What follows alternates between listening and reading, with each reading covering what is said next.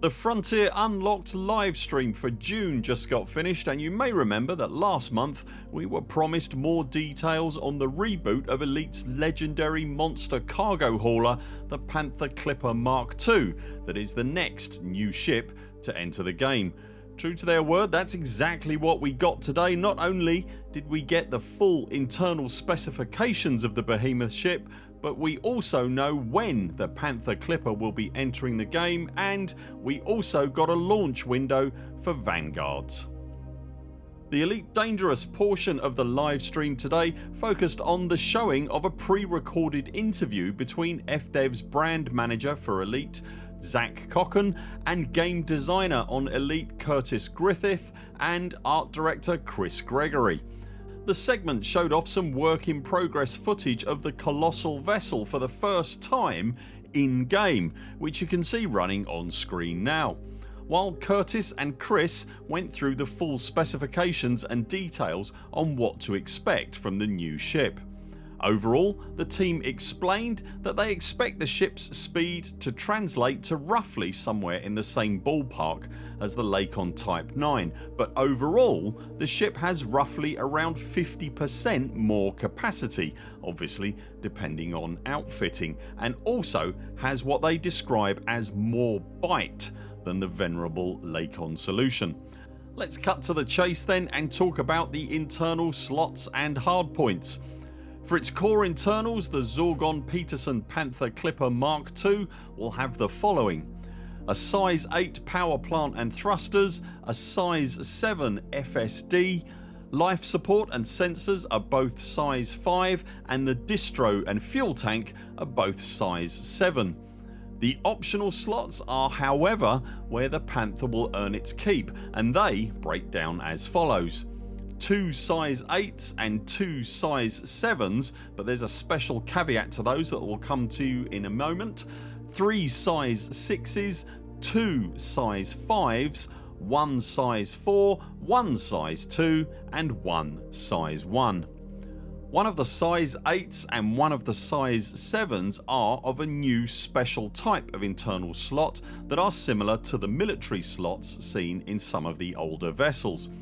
These slots can only hold storage modules such as fuel tanks or cargo racks, and further there are 2 new modules being released with the Panther that are specialised optimised cargo racks in size 7 and 8 that have 50% more storage space than their regular cousins.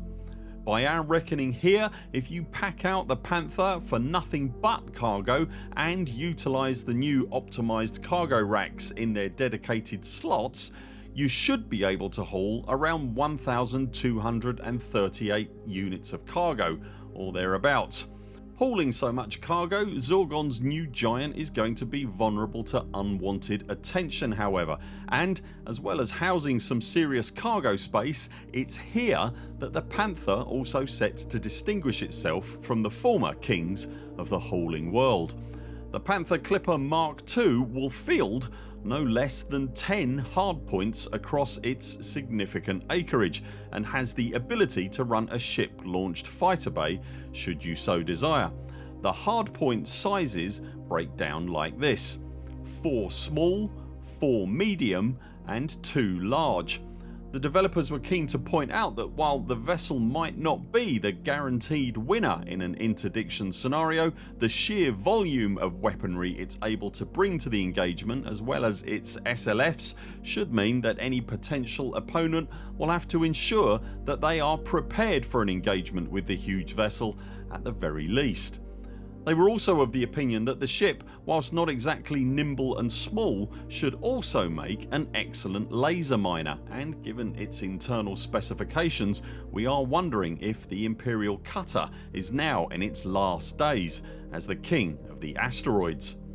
From what we've seen here, there's no doubting that the Panther is about to become the new bulk hauling go-to, but it's not quite bringing the planet shrivelling cargo numbers that some commanders had hoped for.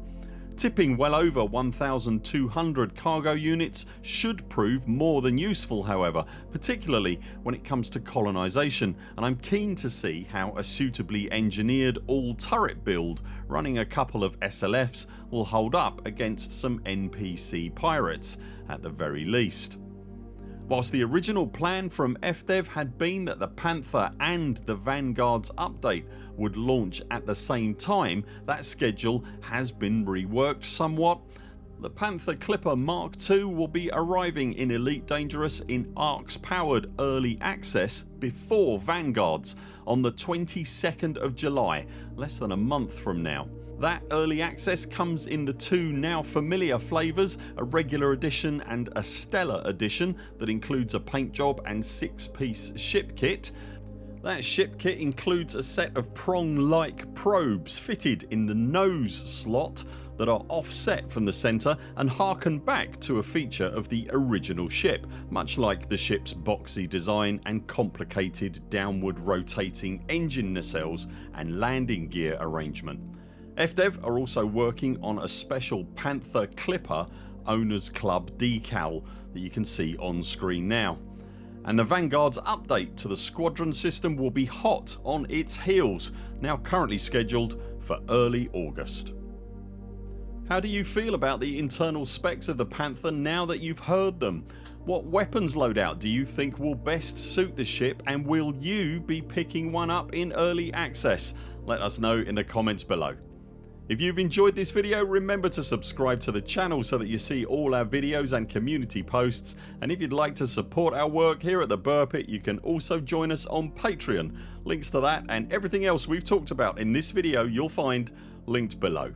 That's it for now. Thanks very much for watching. We very much look forward to seeing you next time.